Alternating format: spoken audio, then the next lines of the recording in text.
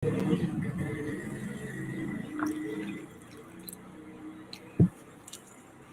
afternoon, friends. Welcome to Coffee Break. This is Dr. Michele Alignay.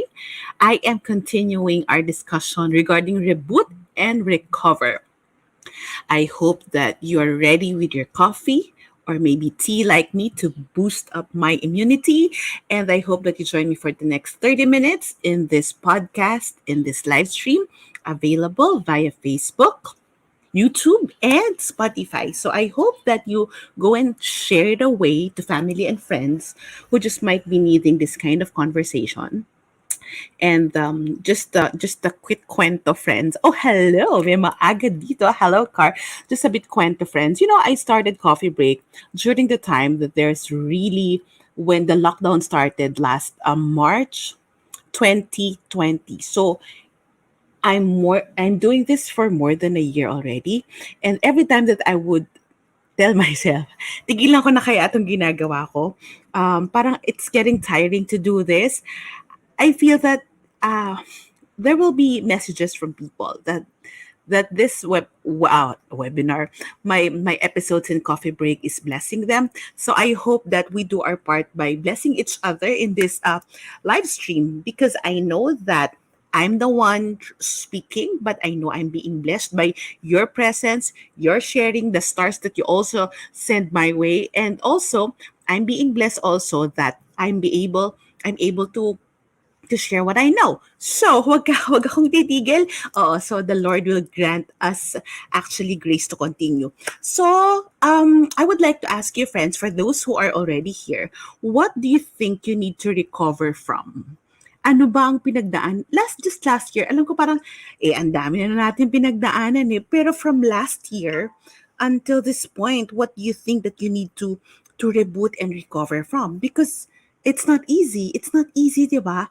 Taas nga ang kamay dito, or just can you tell me na ako, I started New Year up with 100% fully charged. Did you? Did you started this year uh, full charge?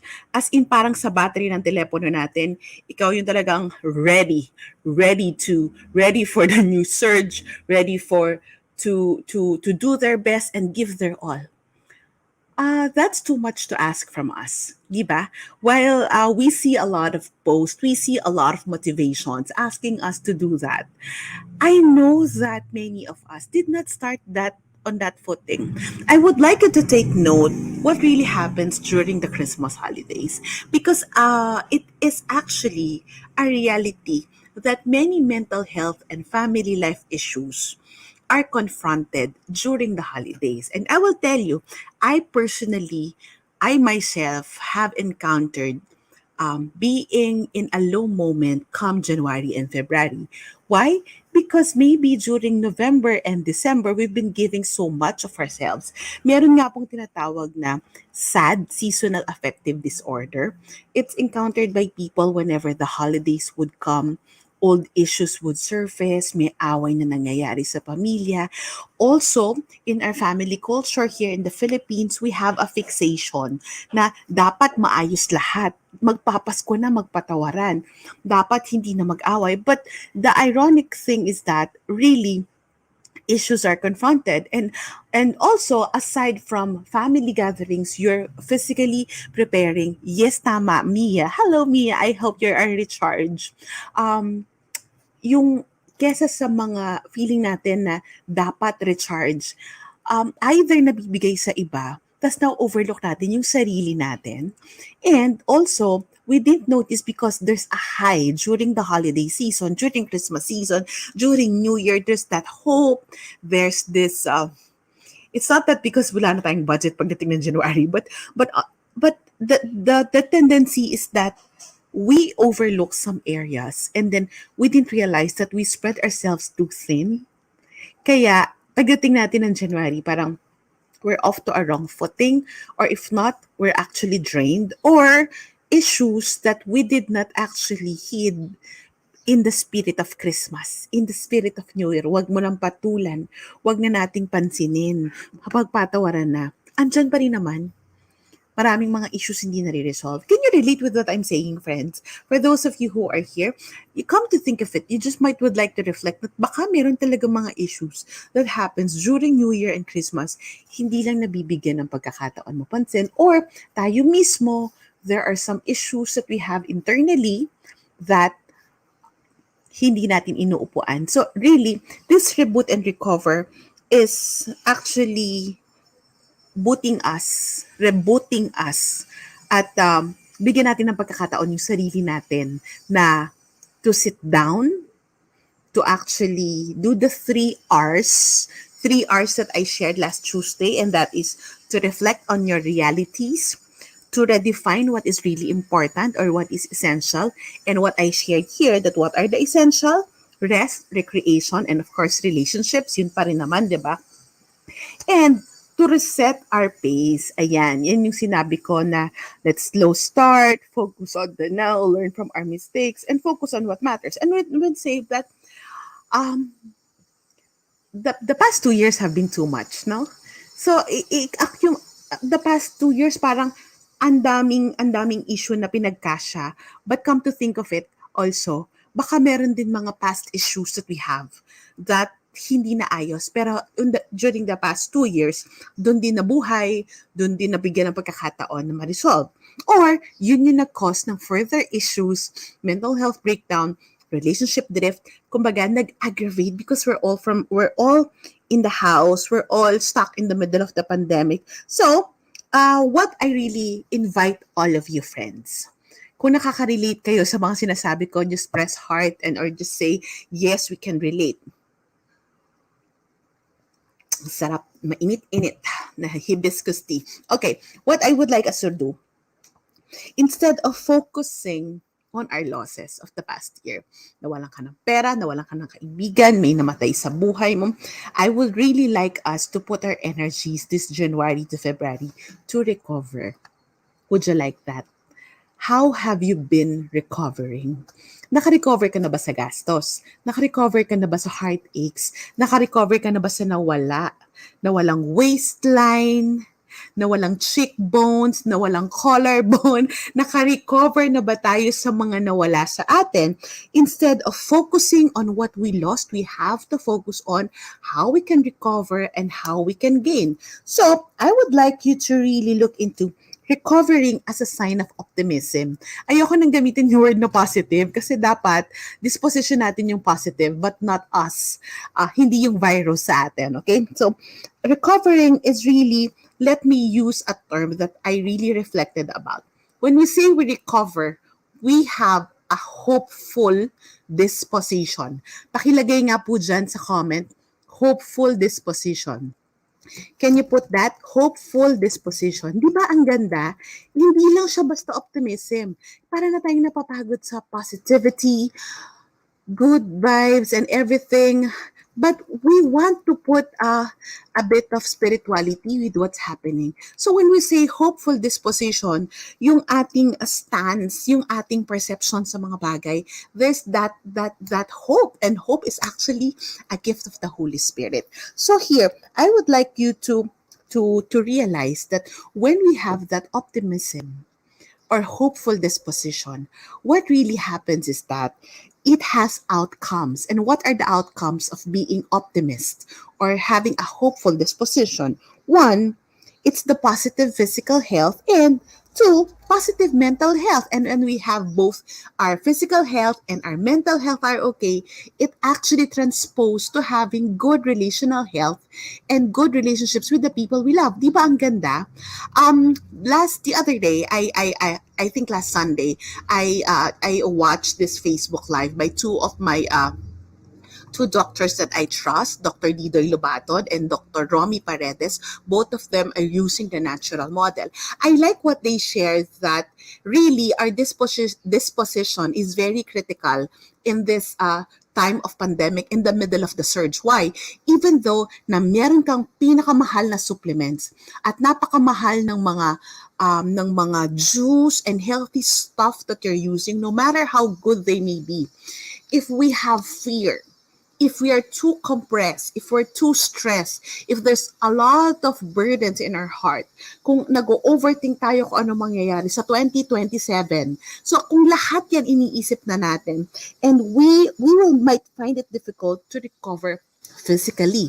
Kaya hindi nyo ba napansin, yung mga tao who knows how to laugh, who knows how to pray, who knows how to look at the good side of things, even though they have physical ailment, still they get better easily, because that's very important.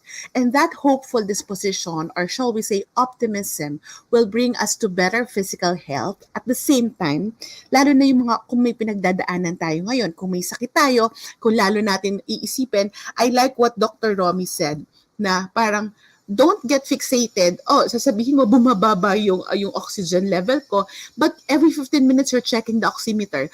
Nilalagnat pa rin ako. Every 15 minutes tinitingnan mo yung temperature mo.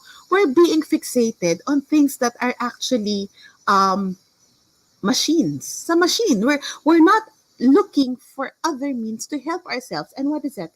Maybe go into some strategies that will help you recover. So instead of being fixated on all these things, on the negative, on the loss, on our sickness, we have to focus our energies in actually doing something to recover.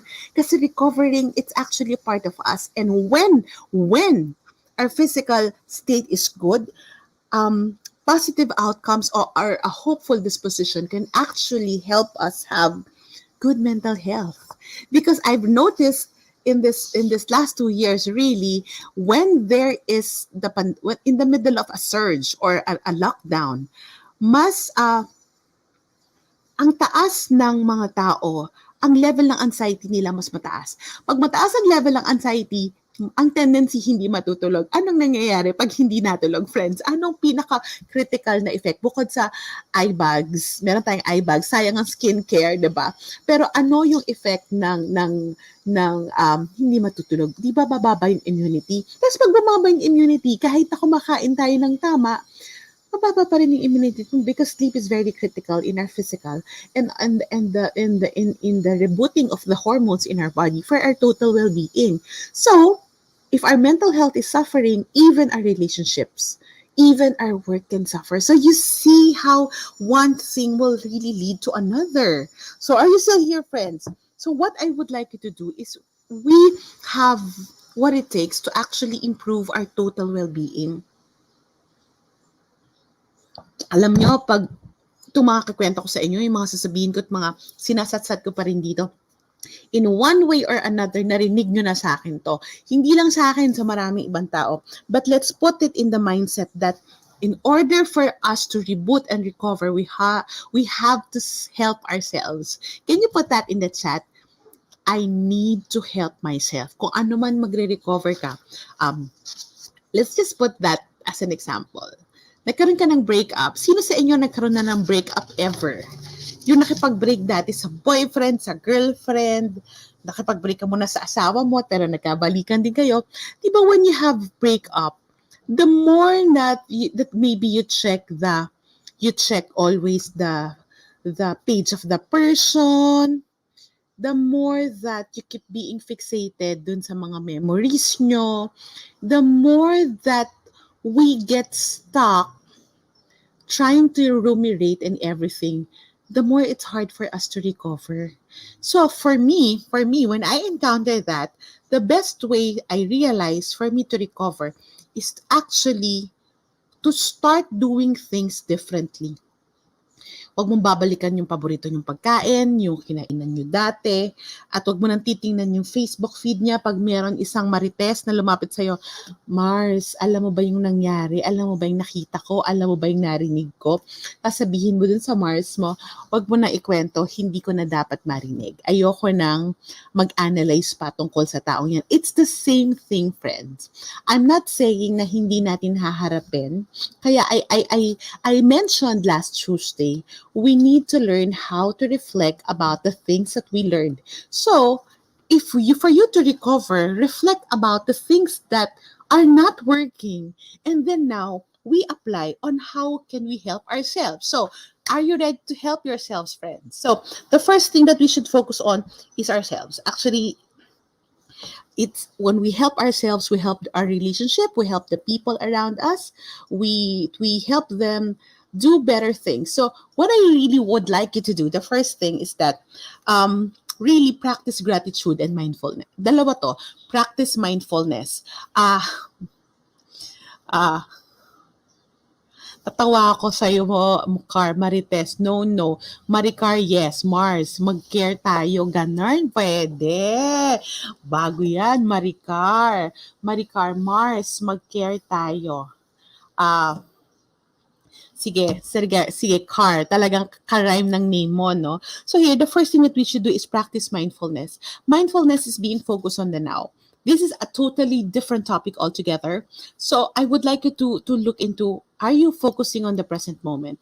O while nakikinig ka sa akin, kung ano-ano yung iniisip mo, nagko-compute yung utak mo, and then iniisip mo kung ano yung o-orderin mong pagkain, or gagawin mo, your mind is running already.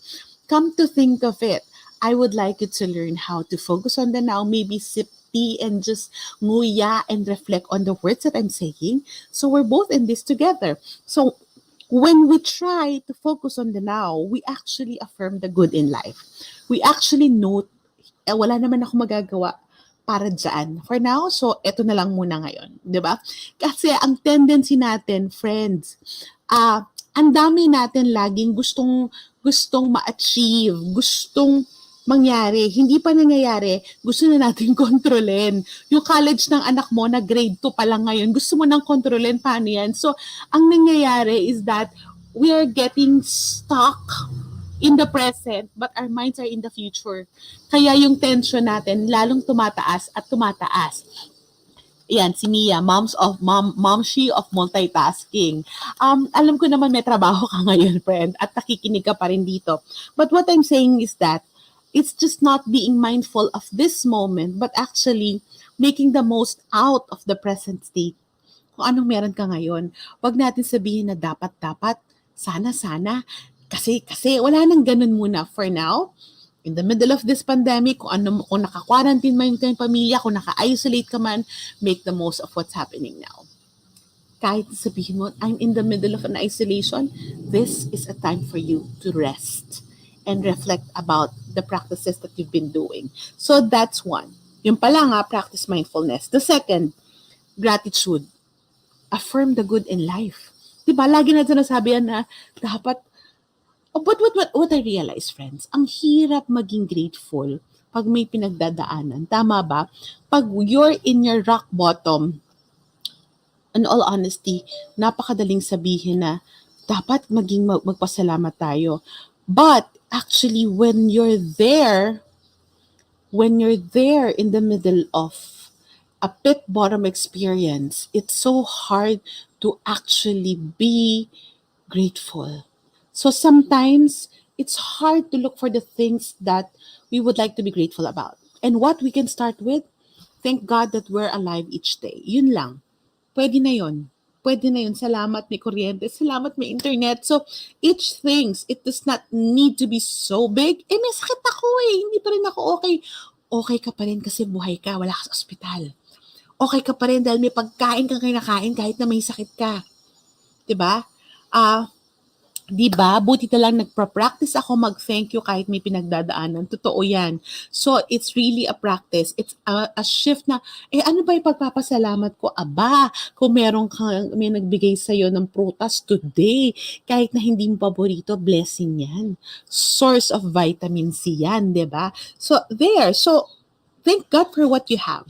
So the first one, it's mindfulness. Thank you, Belle, for being a very concrete secretary. The second is gratitude.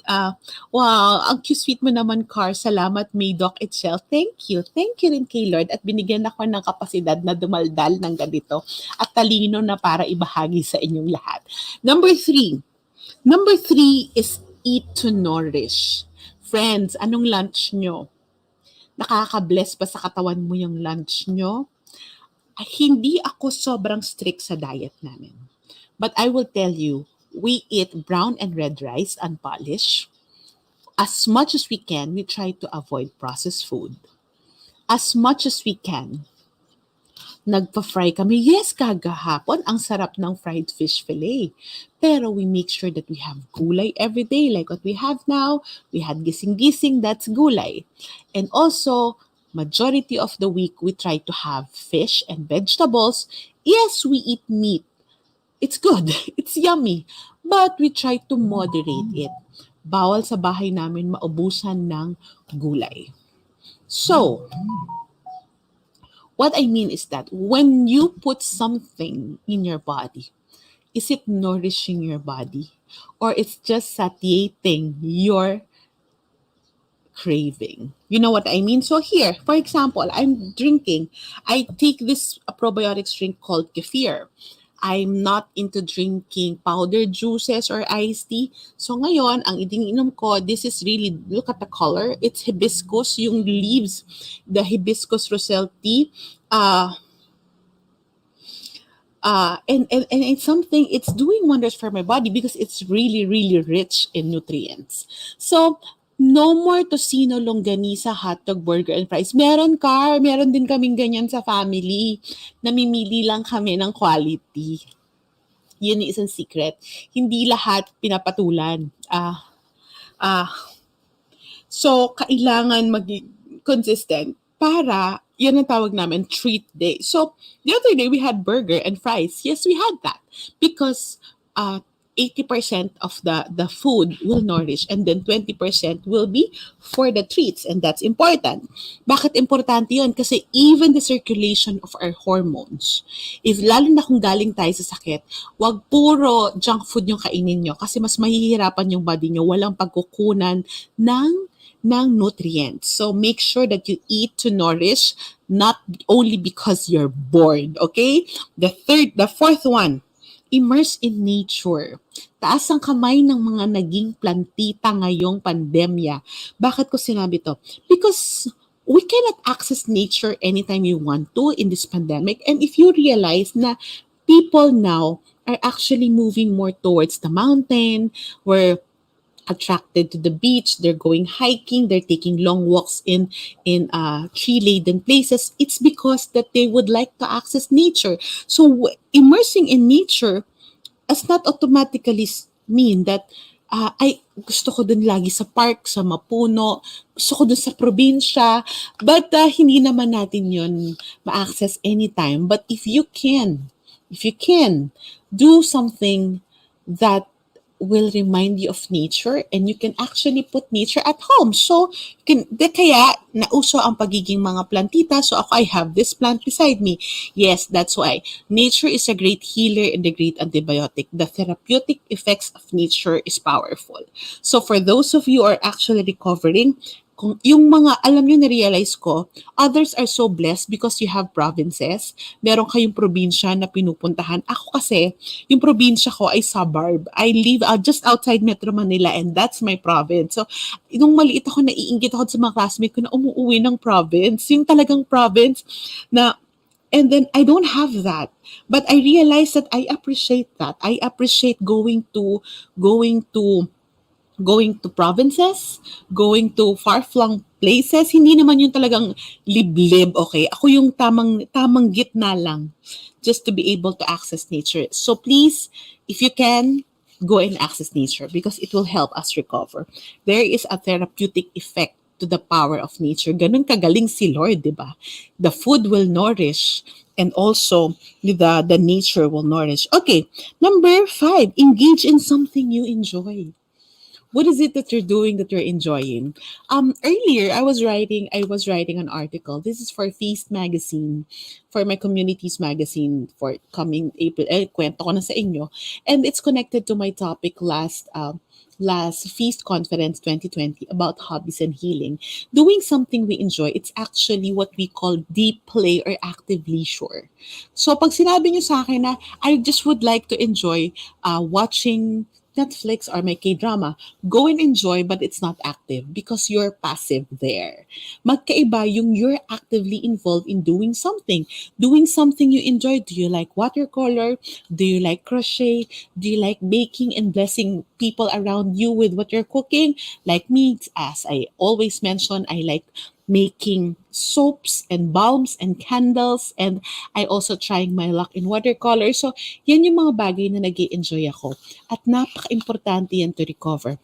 I realized that when we go through some very difficult times in our lives, doing something we enjoy will actually help us connect and be able to recover well. Because we're not putting our heads at work, we're not putting our brains into something that will give us more pressure, while creating something will make us use our head and our hearts, but there's no pressure. Yan ang malaking kaibahan. So do something that is life-giving for you. Do something you enjoy. At kung ang nag enjoy ka ay makitulong sa iba, makinig sa problema ng iba, go and do it because you will bless the world with that.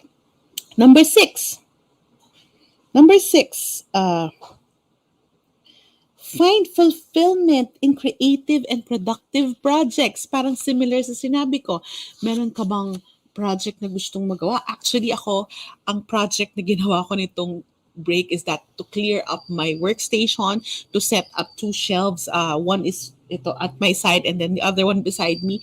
Ginawa ko siyang project ngayong Christmas break, and I am really happy that I do that. I'm so excited to go to work every morning because it's something that I really would like. Ako mismo yung nag-isip ng specs, and really it's a creative project for me. So my next project naman is to produce more soaps and balms in time for Valentine's. So something, and if we are recovering maybe from illness, ayaw naman natin na puro trabaho lang. Kasi yun nga yung nagpapabaya ng resistensya.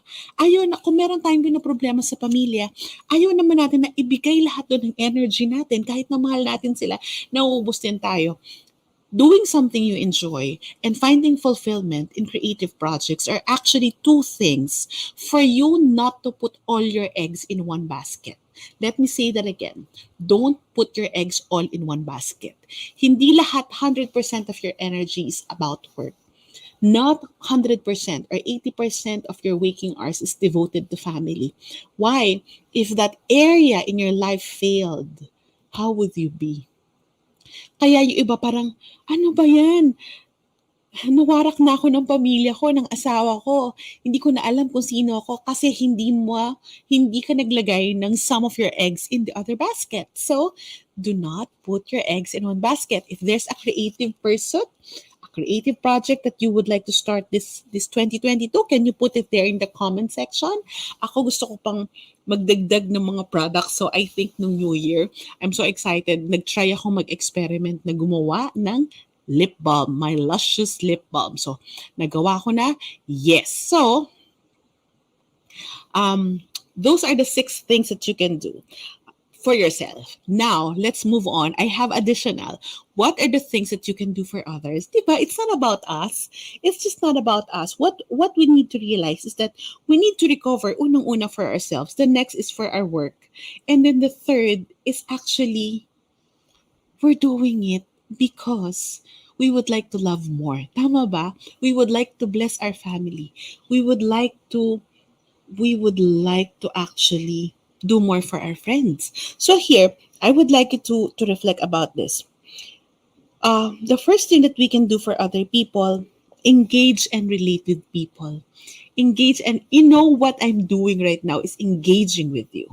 Hindi tayo physically magkasama, hindi tayo nakikita, some of you hindi ko kakilala, but we're trying to engage with each other. We are actually trying to talk to each other. And is it uplifting for you? Maybe, hopefully, that coffee break is blessing you, but I myself, it's uplifting for me because I am sharing something and it has become life-giving. Life-giving not only for you but for me as well. And this is something relating with people. Diana, Praise God for a doctor like you. You're sharing knowledge without expecting anything in return. You are a blessing. Salamat. Thank you for doing that. Thank you for saying that. So, another thing, create the second thing that you can do for your family and loved ones, create memories with your loved ones. What I think my friend here, Mia, is here. Natutuwa ako dun sa mga stories mo of your little boy. Tuwang-tuwa ako dun sa nasa banig at hinihila ng mga sisters niya. Ala roller coaster ride. And that is something that I believe that we're doing with our families na parang it's sparkling the creativity in the family. One thing that I did yesterday, for me it's memory building, is to cut my daughter's hair because this pandemic she doesn't want to go to the salon. So I've invested in a good scissors and tried to see how can I cut her hair best. So I'm successful in cutting her hair. Once lang siya nagpunta sa salon for the past 2 years. And I'm so happy because it's something that, for me, it's memory building enough. So please, friends, I hope that as much as you can, you create memories with the people that you love. Okay. And the third one, find ways to help other people. Friends, itong coffee break, this is a means for me to help you guys. I hope that you're being helped. And kung kayo natulungan nito, sharing this to others will also bless them. But also, since I've supported you, do something that will help other people also. Kung ano man yung kapasidad natin, it's not about just going live. It's just not me speaking. I give talks and trainings. I do talks for corporations, for schools. And that is for me because I would like to help the parents. I would like to help employees so that they can be okay with their kids. They would have better marriages, diba? It's like the tidal wave of blessings, the tidal wave of support. So ganun din tayo. So find something, find ways to help others either through your talents, through monetary means. And I would like to share with this with you. I have friends who na nagtatrabaho sila, hindi sila everyday nakikinig ng coffee break. But alam nyo how they support me? They pray for my missions. They pray for my ministry. They even pray for coffee break so that I can touch more. Diba? So they are helping me. They're praying for me so that I can do my work efficiently. I can have the blessing and the protection I need from God. So that's their mission and their help for me. So find ways to help others in whatever capacity that we have. And lastly, friends, give. Sis, paano kami magbibigay? Ayun din, talent, time, and treasure. Talent, personally, I do tithing. I tithe in my community. I also help some other ministry and give. Maybe give your time. Maybe give 1 hour of your time teaching somebody to do something new. Try to do something by giving yourself that will make bless that person's world. So friends, it's not about us. Kaya natin ginagawa to, pinupuno yung sarili natin. We want to be well. We want to be fully recovered. We want to reboot our lives because let me just say this, it's just not about us. It's just not about us. Our lives, it's not about us because our lives is actually, we have a calling to help others. But kung tulong naman tayo ng tulong sa iba, pero hindi natin inaasikaso yung sarili natin, maybe the Lord will tell us na, hey, parang mali yung equation mo. So I hope that you learn to recover, you learn to reboot yourself. So this year, you can make it a mission to help yourself so that you can help more. I would end with the Bible quote that says, love your neighbor as you love yourself. So let's say, reboot your neighbor the way you're rebooting yourself. Help your neighbor the way you are rebooting yourself. Diba? That is something very critical. We cannot give what we don't have, friends. So kung may pinagdadaanan ka ngayon, the world will be blessed because of kung anong pinagdadaanan mo. But it all starts when you start helping yourself. Can you all declare it here, friends? Can you all put that? Kayong nakikinig, I am happy that there's a lot of you. Can you put that in the chat? I will help myself recover. I always share this whenever I give well-being sessions. Our well-being is our responsibility. And I would leave you with that same thing. So if you have any questions, if you have any insight, and if you have any suggestions about well-being that we can talk about for the rest of the month, please do so. Please comment, put that in the comment section. And maybe that's something that I can line up so that we can have those topics here at Coffee Break. So if this coffee break has helped you, I hope first you share it to family and friends. And the second one is that I hope that you share your blessing by blessing coffee break through sending digital stars. If you're watching this in YouTube, in Facebook, you will see there the star button, and this is something that you can press to send me digital gifts for in order for me to help sustain the mission and coffee break and to pay for all the subscriptions that I need to do to give this broadcast to you. So if you need further details regarding stars, or if you would like to get to know how you can support me, you can just send me an email and I can send you details wherein you can financially support this live stream. Alam nyo, pwede ko naman tong hindi gawin. Pero nabibless din ako dun sa mga sharing ng stars kasi I use that to pay for my writer. I use that to pay also for my website. I use that to pay for my StreamYard subscription so that yung iba naman na binibigay sa akin, ipinapasa ko dun sa mga mercy ministries that we have in our community. Ganun lang yun. We pass the blessing. We bless so that we can bless more. And that's the blessing that I'm living with you. I hope that you learn to recover. I hope you learn to reboot yourself so that we can give more and share more to the people around us. Take care, friends. Stay safe. Stay sane. This is Dr. Michele Alignay for Coffee Break. God bless you all.